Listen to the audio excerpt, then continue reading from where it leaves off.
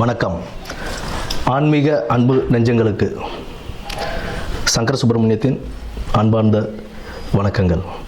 இப்போ நம்ம பார்க்க போகிறது மாசி மாதம் பற்றிய ஒரு சிறிய குறிப்பும், பின்னர் அந்த மாசி மாதத்தில் 12 ராசிக்காரர்களுக்கும் எப்படி இருக்குது அப்படின்றத பொறுத்து தான் இப்போ நம்ம பார்க்க போகிறோம். இந்த மாசி மாதம் அப்படின்னு எதுக்கு ரொம்ப சிறப்பு வாய்ந்ததாக இருக்குது அப்படின்னு பார்த்தோம்னா, ஆன்மீகம் மற்றும் தெய்வ வழிபாடுகள், ஆன்மீகம் சார்ந்த எந்த ஒரு காரியங்கள் செய்கிறதாக இருந்தாலும் தெய்வ வழிபாடுகளுக்கு உகந்த ஒரு மாதமாக இந்த மாசி மாதம் ஒரு சிறப்பான மாதமாகவே இருக்குன்னு நம்ம சொல்லலாம். இதில் முக்கியமாக என்ன அப்படின்னு பார்த்தோம்னா, விஷ்ணுபதி புண்ணிய காலம்னு சொல்லுவோம். விஷ்ணுபதி புண்ணிய காலம் அப்படின்றது மாசி 1ஆம் தேதி, அதாவது 13ஆம் தேதி மாசி மாத பிறப்பு அன்னைக்கு நமக்கு பின்னிரவு, அதாவது விடியற்காலை அந்த 1:30 மணின்னு சொல்லுவோம் இல்லைங்களா, 1:30 மணிலேருந்து காலை 10:30 மணிக்குள்ளே விஷ்ணு பகவானை நம்ம வழிபடுறதுனால அந்த நேரத்தில் நம்ம வழிபடும் போது நம்மளுடைய 7 ஜென்ம பாவங்களும் தீரும் அப்படின்றது ஒரு நம்பிக்கையாகவே இருக்குது நமக்கு. மேற்படி செல்வ வளமும் எல்லாமே நமக்கு கிடைக்கும் அப்படின்ற ஒரு இதுவும் உண்டு. விஷ்ணு பகவானை துளசி மாலை அணிவித்து நம்ம வழிபட்டுக்கிட்டு வந்தோம். பெருமாள் விஷ்ணு துளசி மாலை அணிவித்து அந்த விடியற்காலை 1:30 மணியிலிருந்து 10:30 மணிக்குள், காலைல 10:30 மணிக்குள்ளே நம்ம வணங்கிட்டு வரும்போது நமக்கு உண்டான செல்வ வளமும் கிடைக்கும் அப்படின்றது சொல்கிறாங்க. குடும்பத்தில் ஒரு மகிழ்ச்சியும் நிலவும், இருக்கிற பிரச்சனைகள்லாம் படிப்படியாக குறைய ஆரம்பிக்கும். அதாவது இத்தனை வருடத்தில் நீங்கள் ஏகாதசி விரதம் இருந்திருப்பீங்க அப்படின்னா, அன்றைய தினத்துக்கு விஷ்ணுபதி புண்ணியகாலம் அப்படின்ற அந்த தினத்தில் நம்ம விஷ்ணுவை வழிபடும்போது எத்தனை ஏகாதசி, பல ஏகாதசிகள் விரதம் இருந்ததுடைய பலன் நமக்கு கிடைக்கும் அப்படின்றதும் சொல்கிறாங்க. அடுத்தது பார்த்தோம்னா, இந்த மாசி மாதத்திலேயே சிவராத்திரி, மகா சிவராத்திரின்னு சொல்லுவோம். மாசி மாதத்தில் வரக்கூடிய சிவராத்திரியை, அந்த சிவராத்திரி சிவபெருமானுக்கு உகந்த ஒரு தினமாக நம்ம அதை கொண்டாடிக்கிட்டு இருக்கோம், மகா சிவராத்திரியை. அடுத்து மாசி மகம், அம்பிகை ஜனிச்ச நாளாக அந்த மாசி மகத்தை நம்ம வணங்கிக்கிட்டு வரோம். அம்பிகைக்கு ரொம்ப உகந்த நாள் அந்த நாளில் தான் நமக்கு இந்த நீராட்டெல்லாம் செய்வாங்க.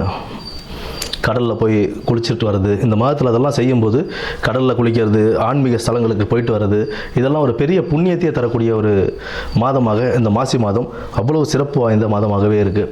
இந்த மாசி மாதத்தில் பெண்கள், திருமணமான பெண்கள் தாலி பிரித்து கோத்தாங்க அப்படின்னா அவ்வளோ விசேஷம். அடுத்தது இந்த பூணூல் அணிவிக்கும் இதுவும் சொல்லுவாங்க. மாசி பூணல் பாசி படியாதுன்னு சொல்லுவோம். மாசி மாதம் பூணல் அணிஞ்சால் அவ்வளோ விசேஷமாக கருதுவாங்க. புதுசாக பூணல் போடுறாங்க அப்படின்னா, யஜ்ஞோபவிதாரணம் செய்கிறாங்க அப்படின்னா, அதுக்கு மாசி மாதத்தை மேக்ஸிமம் ஆட்கள் மாசி மாதம் தான் தேர்ந்தெடுப்பாங்க. ஏன்னா அவ்வளோ விசேஷமான ஒரு மாதமாக இந்த மாசி மாதம் இருக்குது. அது மட்டும் இல்லாமல் புனித நீராடுதல், விரதங்கள், குலதெய்வ வழிபாடு, இதெல்லாம் நம்ம பண்ண இந்த மாதத்தில், இந்த மாதம் ஃபுல்லாகவே ஒரு சிறப்பான மாதம் தான். ஆன்மீகத்துக்கும் தெய்வ வழிபாடுக்கும் ரொம்ப ஒரு சிறப்பான ஒரு மாதமாகவே இந்த மாதம் அமையும். இனி வரப்போவது 12 ராசிகளுக்கு உண்டான பலன்களை என்னன்னு நம்ம பார்ப்போம். நன்றி, வணக்கம். மிருகசீரிஷம் நட்சத்திரக்காரர்களுக்கு இந்த மாசி மாதம் எப்படி அமையப்போகுது அப்படின்றத நம்ம பார்த்துருவோம். மிருகசீரிஷம் நட்சத்திரம், இவங்களுக்கு குடும்பத்தில் ஒரு நல்ல ஒரு மகிழ்ச்சி உண்டாகக்கூடிய ஒரு நல்ல மாதமாக இந்த மாசி மாதம் இருக்குங்க. திட்டமிட்டு எந்த ஒரு காரியத்தையும் தெளிவாக செய்து முடிக்கணும். அதுக்குண்டான கவனத்துடன் அதற்குண்டான செயல்பாட்டுகளில் நீங்கள் இறங்கி அதை நல்லபடியாக முடித்து கொடுக்கக்கூடிய ஒரு மாதமாகவும் இந்த மாதம் இருக்குது. தன்னம்பிக்கையும் தைரியமும் அதிகம் வளர்ந்த ஒரு மாதமாகவும் இந்த மாதம் உங்களுக்கு அமைய போகுதுங்க. திட்டமிட்டு எதையும் செஞ்சு அதை வெற்றிகரமாக முடிக்கக்கூடிய, அதை சாதித்து காட்டக்கூடிய ஒரு மாதமாக இந்த மாசி மாதம் உங்களுக்கு இருக்கும். நல்ல ஒரு குழப்பங்கள், எந்த ஒரு குழப்பங்களாக இருந்தாலும் அதற்கு ஒரு நல்ல தீர்வு காணக்கூடிய ஒரு மாதமாக இந்த மாசி மாதம், உங்களுடைய யோசனைகளும் உங்களுடைய நீங்கள் சொல்லக்கூடிய வார்த்தைகளும் அதற்கு ஒரு நல்ல தீர்வாக அமையக்கூடிய ஒரு மாதமாகவே இந்த மாதம் இருக்கும். எந்த ஒரு பிரச்சனைக்கும் ஈஸியாக தீர்வு கொடுக்கக்கூடிய ஒரு மாதமாக இந்த மாதம் உங்களுக்கு கொடுக்குங்க.